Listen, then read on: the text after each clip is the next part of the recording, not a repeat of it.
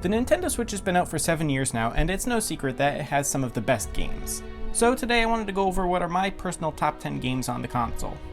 Of course, these are just my opinions, and I'm sure yours are probably different, so please let me know what your top games are down in the comments. And before I get started, if you enjoyed the video, please leave a like and consider subscribing, and let's get into it. Alright, number 10 is Luigi's Mansion 3. It's so fun in this game to explore a giant hotel, catching ghosts and collecting gems. The graphics are pretty good, but what I really love is the theming of the different floors. It really let the designers try out all sorts of ideas, and it really helped to keep the game interesting.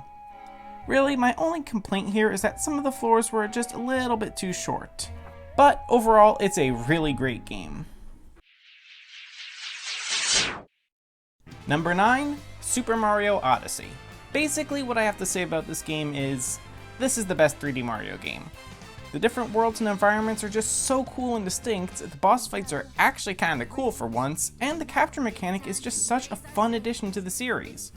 And of course, there are the costumes. It's impossible to not like dressing Mario up in different fun outfits. My personal favorite is the Mario 64 costume. Now obviously that's just scratching the surface of what this game has to offer. I'll just say that this is a must-own game for the Nintendo Switch. Coming to number 8, we lose a dimension with Super Mario Bros. Wonder.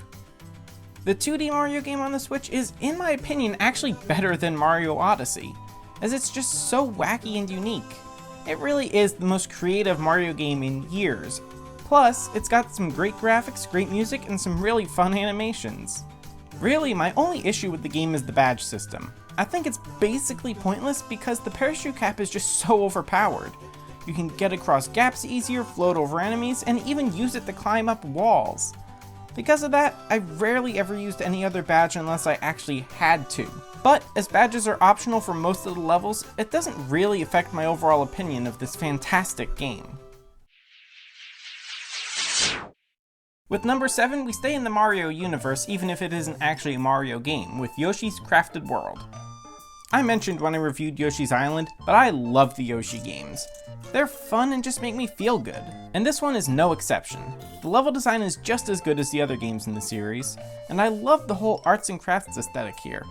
Everything's made out of cardboard and water bottles and other things you might use at home for arts and crafts, and it's just so well done. The arts and crafts even extend to the costumes you can get and wear. They give you extra hits and are just adorable. Part of what makes this game so unique is that after you complete a course, you can actually play it again to explore and find the hidden Poochie Pups. However, when you're looking for the Poochie Pups, you actually run the course in reverse. But besides that, the camera's flipped around so that you're actually looking at the backs of all the set pieces. It's really cool, and this is probably my favorite Yoshi game. Number 6 is Kirby and the Forgotten Land. Now, Kirby games are always a lot of fun, but before this, they've all been only 2D, with the exception of Kirby Air Ride, but I'm not going to count that because that was a racing game. But now we have Kirby's first 3D adventure, and it's brilliant. The happy, fun feelings from the previous games translated really well into the third dimension. Like all Kirby games, it's not too hard, and that's fine as Kirby's always meant to be an easier series. Of course, a major part of the series, the power-ups, are back, and they themselves have actually received a power-up. Here you can level up Kirby's abilities, making them stronger and giving them different moves. And the best part is, every time you level up a power, you get a different cute hat to wear. This is probably my favorite Kirby game, and I'm really excited to see what the series is going to look like going forward. Number 5 is probably one of the most underrated games in its series, The Legend of Zelda Skyward Sword HD. I actually did a full review of this game, which I'll link up here in case you want to go watch it after this. This game is absolutely beautiful. Even on the Wii, the art style was amazing, and it's even better on the Switch. Now, people often hate on this game because it's fairly linear as Zelda games go, but that's not really fair in my opinion because many aspects of the game are fantastic. It has great dungeons, a great story, and a superb soundtrack. I could go on and on about this game, but if you want to hear more, you should go check out my review of it. Number 4 is Metroid Prime Remastered. Now, I really enjoy the Metroid series, even if I'm not very good at any of them, but prior to this game, I had never actually played a Metroid Prime game. Metroid Prime is a fun space adventure where you get to explore an alien planet, and this is one of the most amazing games ever in terms of atmosphere. Playing it, I actually almost forgot that I was playing a game. It was just so immersive and cool. This was the game which brought Metroid into third dimension all the way back on the GameCube, and I have to say, this is probably, in my opinion, the best example of making a 2D game into a 3D game. Series like Mario and Zelda have very distinct differences between their 2D and 3D entries, to the point where they're often categorized separately. However, in my opinion, Metroid Prime just feels like Metroid, and I love it. For number 3, we return to my favorite series with The Legend of Zelda: Link's Awakening. Now this game means a lot to me because this was the first new Zelda release since I had really gotten into the series. And actually, when this was announced, I had just recently gotten Link's Awakening DX, so I was really excited to see how this one compared to the original, or Game Boy Color one in my case. This version of the game has really amazing graphics with the toy diorama aesthetic, and even today, I think it's probably one of the best looking games on the Switch. And the music I could just listen to all day. I especially like how they incorporated 8-bit sounds into parts of the music as a callback to the game's Game Boy roots.